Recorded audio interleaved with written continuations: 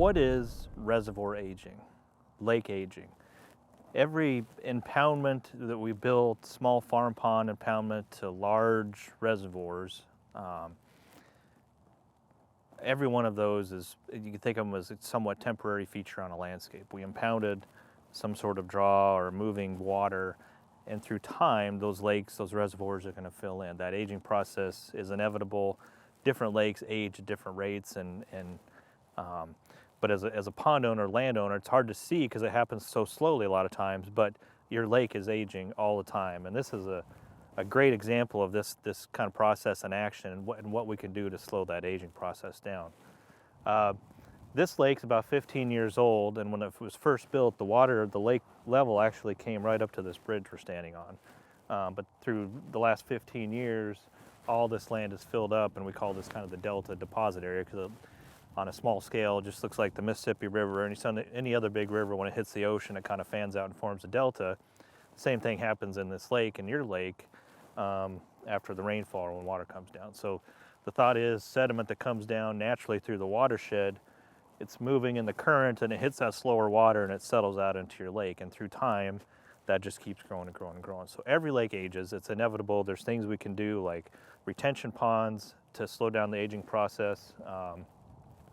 But probably one of the first things I look for when I go to a new property, and the thing you should think about, is what does the watershed look like where this water's coming from, and what can we do up there to slow down that sediment actually getting down to the lake. So this watershed is in great shape. There was, after the initial land clearing and improvement, they've let this grow back up into forested. Heavy forested watershed is some of the least erosive types of landscapes watersheds to have. So having trees, having grass, roots, anything to stabilize the soil will slow down the soil delivery into the water and ultimately slow down the aging process in your reservoir. But remember, any water, anything that falls up in this watershed eventually ends up out in your lake. So taking time to think about what's going on out there and what you can do to slow down that aging process will make your lake last longer and be healthier and certainly much more enjoyable.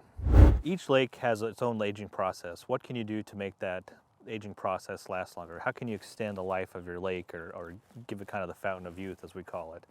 Probably the number one thing is make sure you have a healthy watershed.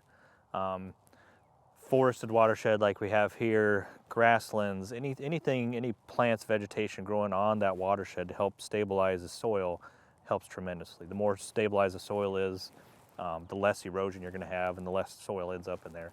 But even in high water events, flood events, you can never stop all of it.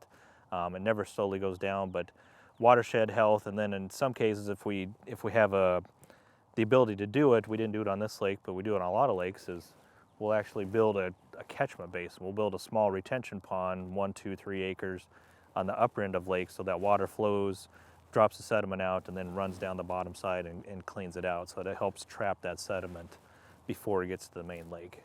How often do you have to dig out or maintain that sediment pond? Completely depends on the type of year you're having. During drought years, if you have several years of normal to dry years, there's usually not a lot of sediment coming down a watershed.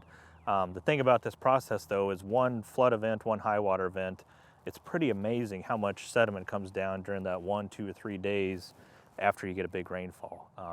So you might go through several months, several years with very low level sediment, then you might get one big spike during a flood event and it goes right back down. If you weren't there to see that flood event, you wouldn't have known it happened, but so you want to have the infrastructure of the watershed and retention ponds working so that you be sure to catch that. But we've had some years back-to-back really high floodwater years, you might need to come clean out that retention pond once every couple years. Otherwise, I've seen them go for 10 plus years and still don't need cleaning out yet. So it really depends on the watershed and how much sediment delivery you have coming down through there.